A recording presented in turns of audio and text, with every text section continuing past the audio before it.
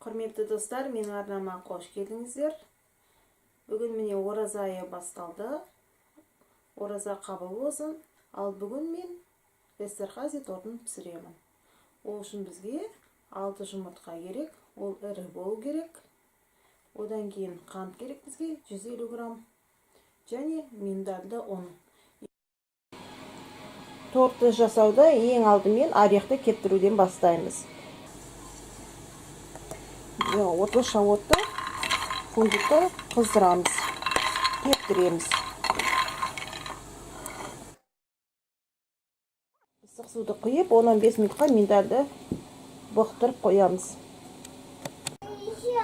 Жаңа қуырылған орехты суды қоямыз. Ыдыстағы 10-15 минут өткеннен кейін былай тазалап миндалын алып бөлек аламыз. Енді оны табаға салып, орташа отта сарғайғанша кептіреміз. Фундукты да қабығынан тазартып жатырмыз. Мейлінше тырысамыз тазартуға.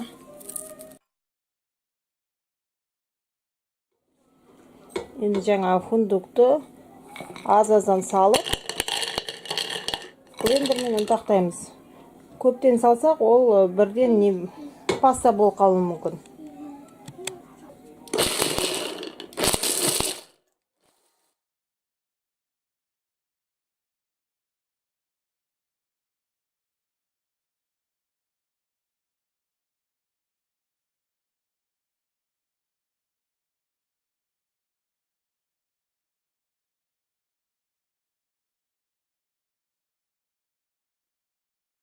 Эстерхази тортының корышын жасайық деп жатырмыз.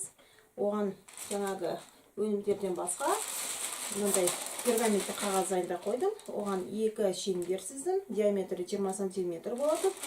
Оны мысалы мынандай тарелканың көмегімен сызуға болады.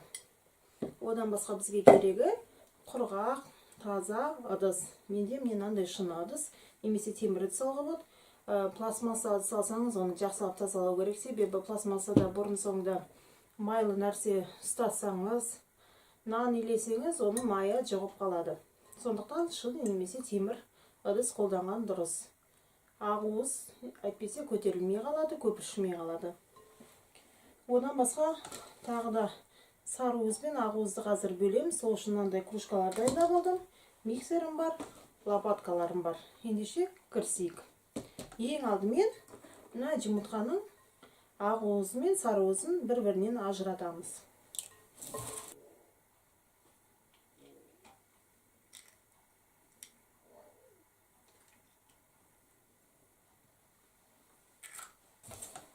Ыдысқа құямыз өстіп. Духовканы 170 градусқа қосып қойдым. Енді мына ақуызымызға аздап бір шымшысты саламыз да көпіртеміз миксермен. Ең алдымен төменгі скоростьта көпіртеміз.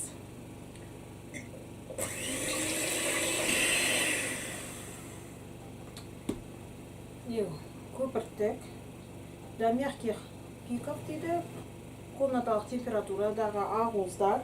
Енді бұған біртіндеп бір ас қасықтай қант қосып тұрып араластырамыз ары қарата.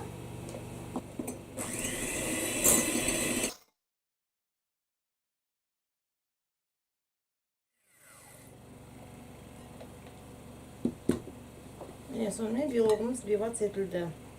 До жестких пиков дейді. Егер мынаны төк көрсек, міне бір ештеңе ақпайды. Міне оны мен жоғарғы скоростьпен ары қарата миксермен араластырдым.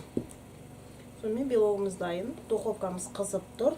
Енді оған мына миндальная муканы араластырамыз. Мынандай венчикпен немесе лопатамен де араластыруға болады.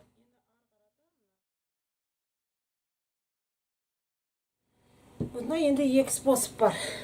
Біреуі традиционно бүйтіп аздан, ақырындап, төменнен жоғары қарай аккуратно, бірақ тез көптіріп алмай араластыру керек.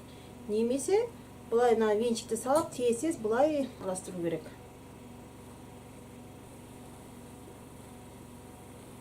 Сол екіншісін таңдаймын.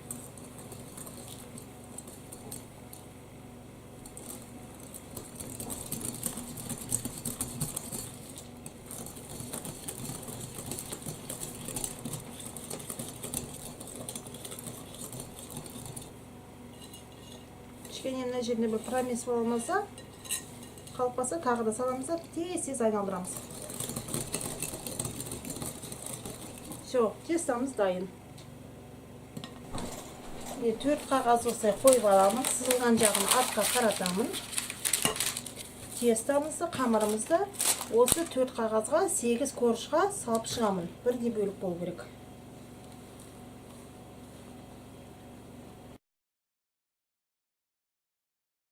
Ары қарата жаямыз оны.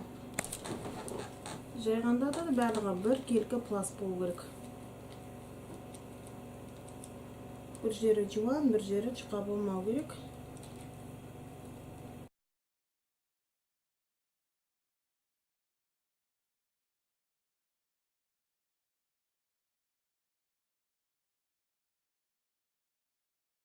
Енді оны 170 градуста қызып тұрған духовкаға саламыз. Ашық қоңырқай түске дейін пісіреміз. Противенге қоямыз. Духовканың астынан санағанда екінші полкасына салып пісіреміз. Екі-екіден пісіреміз. Корж салып шықтық. Ыстық, алы ыстық қалпында енді қағаздан аламыз.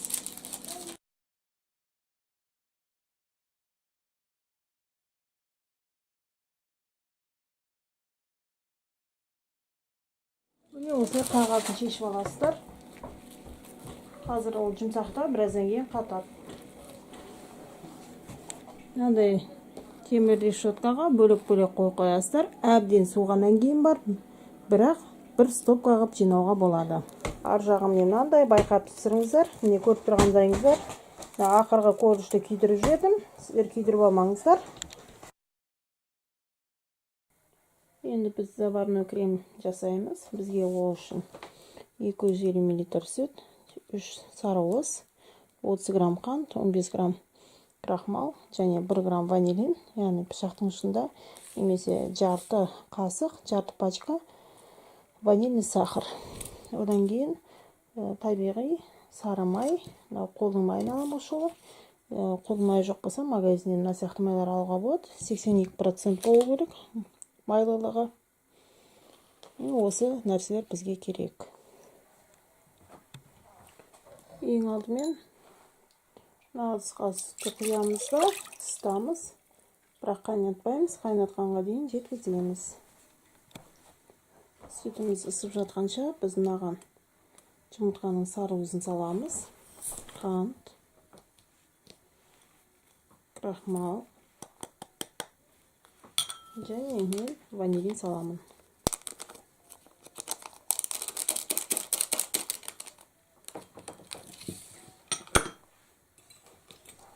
Осыларды енді жақсылап араластырамын.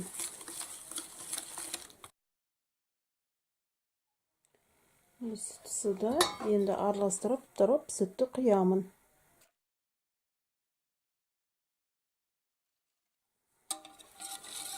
Ана сүтті қайтадан енді ыдысқа қайтадан қайтарамын. Андай сүзгіштен өткіземін. Енді қайтадан отқа қоямын. Орташадан төменірек болу керек. Отқа қойдық. Енді араластырып тұрып, қайнатқанға дейін жеткіземіз. Міне енді ақырында пузырек шыға бастады. Міне қоюлана бастады массамыз. Міне үлкен пузырек шықты. Енді 10-15 секундтай пісіреміз. Сонымен креміміз дайын. Міне газды өшірдім. Сонымен заварной массамыз дайын. Ыдысқа құямыз. Бетін пищевая пленкамен немесе целлофанмен контакт жабамыз. Енді мына майымыз міне суп-суық холодильниктен алынған. Мына заварной массамыз ыстық. Екеуі бірдей температураға жету керек. Яғни мына комнаталық температураға дейін суы керек, ал мына комнаталық температураға дейін май жылыну керек. Екеуінің температурасы әртүрлі болса, онда креміміз іртіктеліп кетеді, расслоится. Крем жасаймыз. Барлығы бөлме температурасындағы, бірдей температурадағы нәрселер. Майымыз міне жұмсарды. Крем және сгущенка вареная. Ең бірінші майдан бастаймыз. Майды ыдысқа апарамыз. Майды ағарып көлемі ұлғайғанша 5-7 минуттай миксермен араластырамыз.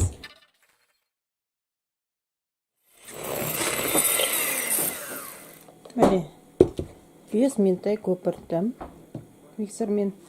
Енді оған вареная сгущенканы саламын. Вареная сгущенканың дәмі жақсы, качественныйын алыңыздар. Арғарыда тағы да араластырамын бір келке болғанша.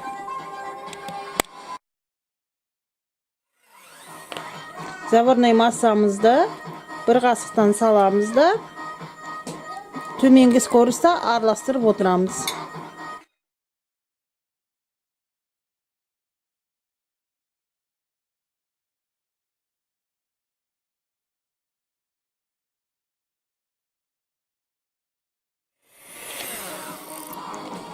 И крем мынандай болып шықты, міне воздушный. Столға корждарымызды қойдық. Енді қазір тортты собирать етеміз. Мына кремнің салмағы 600 грамм, корж бізде 8, яғни арасына 75 грамм кремнен кетеді.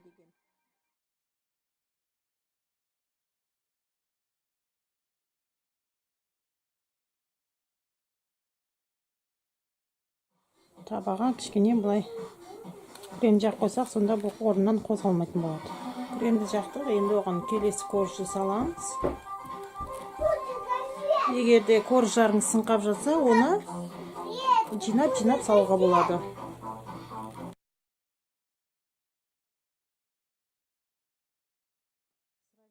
Түзулеу бетін ең артқаға қалдырамыз және тортымыздың бетін жабамыз. Қалған кремді енді мына торттың қырына жағып шығамыз.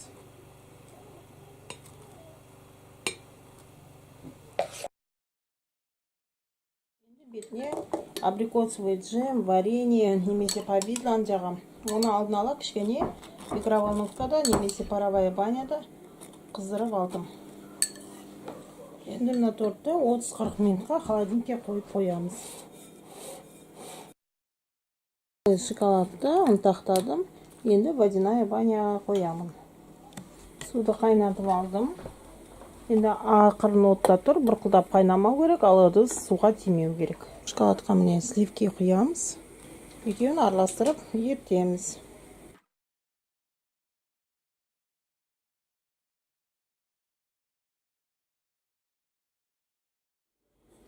Міне глазуріміз біртекті болып еріді. Енді оттан аламыз. Енді осыны алып суытып қоямыз. Соғанға черный шоколад салдым, қара шоколад ұнтақтап, немесе кондитерский мешокқа салуға болады. Енді осы қалпы оны ыстық суға саламыз. 1 минутта бұл еру керек. Глазурды тортқа құямыз. Егерде ганашымыз қою болып жатса, кішкене сливки құюға болады.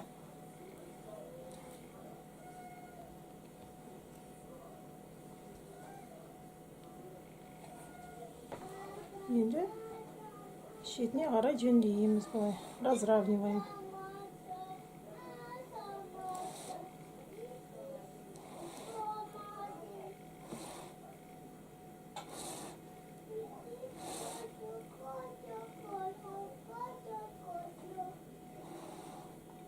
Тортымыз суық, шоколад тез қатып кетеді. Спираль саламыз. Былайынан зубочистканы тазалап отырып болса жүргізесіздер.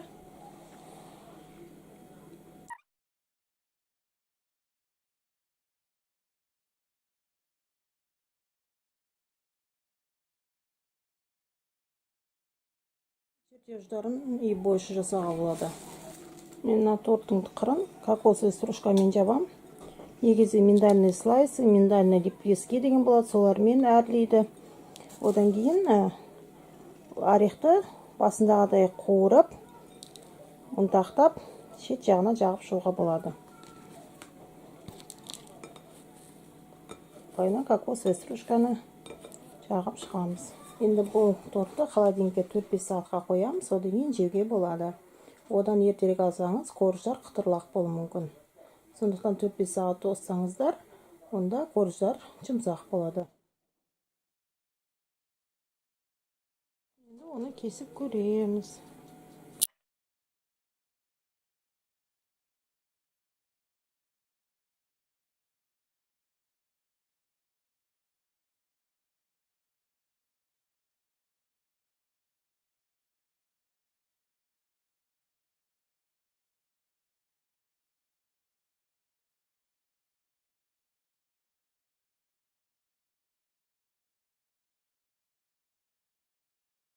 Міне Эстерхази тортын пісіріп болды. Дәмін көрдім жаңа, өте дәмді екен, керемет. Міне қасымда ұлым отыр. Попробуем. Лайк па? Күшті ме екен? Бірақ сіздерге беретін бір нұсқаулығым бар. Коржы дайындағанда оны кондитерский мешоктан құйған дұрыс екен. Тестасын, спиралеобразын жасап, одан кейін шоколадты аяғына дейін дұрыстап ертіңіздер. Сонда ол жіңішке спираль болады, және көбірек болады торттың бетінде суреті. Сейчас будешь воду. Егер де видео ұнаса, лайк басып каналыма жазылыңыздар. Сау болыңыздар, жасап көріңіздер.